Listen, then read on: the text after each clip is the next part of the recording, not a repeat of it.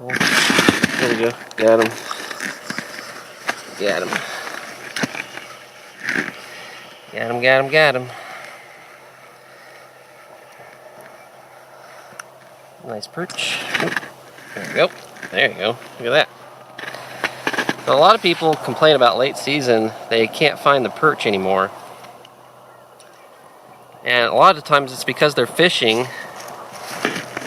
Ooh, this great blue heron.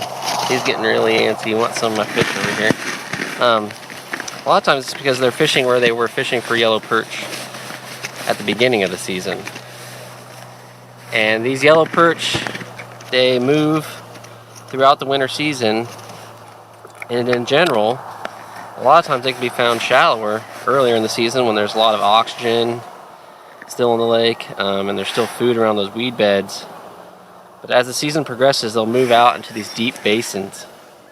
So that's where you want to start looking. Today I'm out fishing in 35, 40 feet of water. And there's really nothing out here, it's just a flat basin, and I'm just getting wandering schools of perch coming by. Now on these basins, one of the things I like to do is I'll bang that gear off the bottom. It's not too snaggy. Stir up some sediment, make some noise. This is where some of your lures that have rattles or some kind of noise making device are actually pretty good, because they can draw fish in from a long way away, because they're just wandering over these wide basins. So where I'm at now, I mean, there's just probably a 50 to 100 yard wide, 30-foot deep basin. There's really nothing out here for them to associate with. No drop-offs, no structure. They're just moving around on these flats looking for food. There you go, got one. Got him, got him, got him.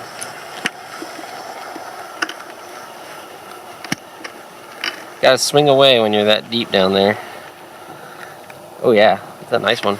Look at that. That's quality. There you go. Got him. Got him. I'm not sure what this was. It came in really fast. Never really know when you're ice fishing. Oh, just another nice perch. Look at that. Gorgeous. I replace all of my hooks on my Swedish pimples with small owner hooks. The little bronze hooks they have on there are great, but they bend out too easy. And those little owner hooks are just as sharp, if not sharper, and a lot stronger. I don't have to worry about my hooks bending at all if I'm a little bit forceful getting them out of the mouth. Alright, now one of the things that I've had happen to me a lot this past winter is I'll get out on a lake, I'll be the only guy there, you start catching fish and somebody else shows up. They have the whole lake to pick from, and they always come, they sit right next to you. And a big part of ice fish for me is just having my own personal space and peace and quiet. Then you get guys like this guy right here showing up. I mean, look at him. I mean, whole lake empty. He shows up and he sits right by me, like 20 feet away.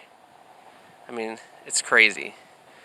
The first response might be to just get angry and yell at him, but not everybody has the opportunity to get out on the ice and refine their skills, and it's a pretty safe bet that I'm a better ice fisherman than that guy. So I'm gonna throw him a bone here and offer him some help and maybe give him some fish, since he seems to be struggling to connect with fish through the ice today. Alright, I'm gonna give him a little one. This will make him happy. You ready? There you go. Thanks for saying thank you. He's not very grateful, is he?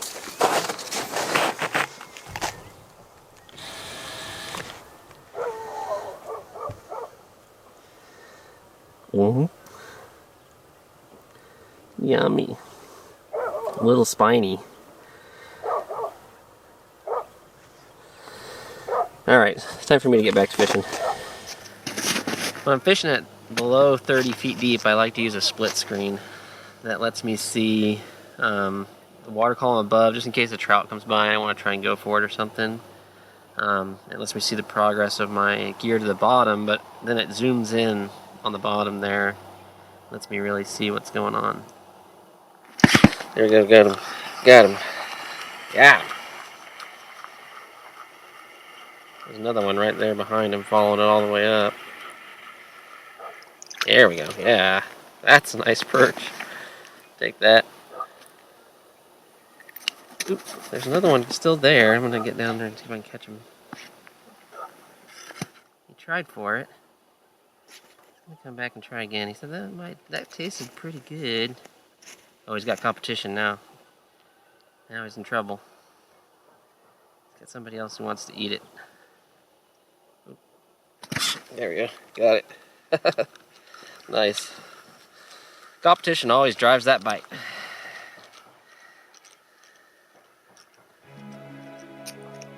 Nice.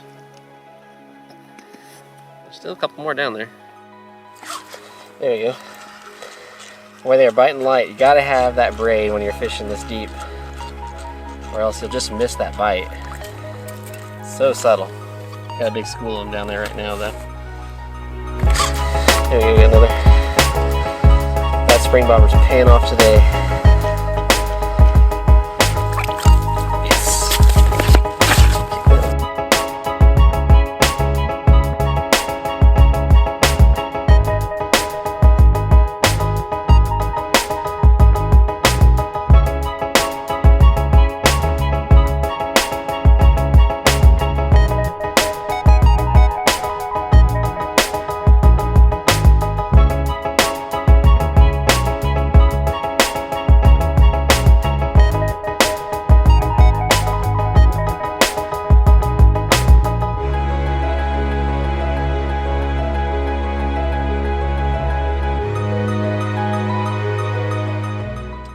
And just like that, school's gone.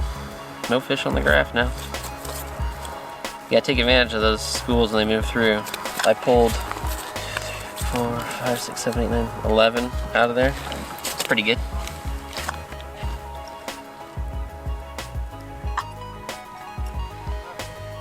Now I just gotta wait them out. Hopefully they come back. If not, I'll start drilling out and see if I can find them.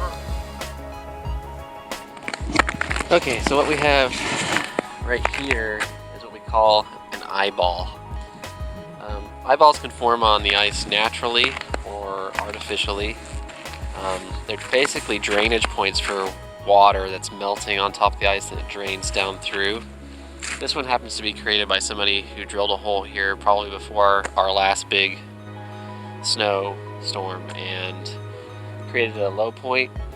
And what happens is the ice can actually thin up here quite a bit, especially on warm days. So, because you get all the water drain into here, and it's just a little bit warmer, it's a little bit darker, and so it can be dangerous.